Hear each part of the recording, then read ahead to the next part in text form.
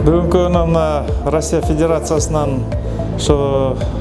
Россия Федерациясының өкметінің гуманитарлық жардам қатары келген 500 комплект ПЦР тесттерді тозып алып атабыз аэропорттан.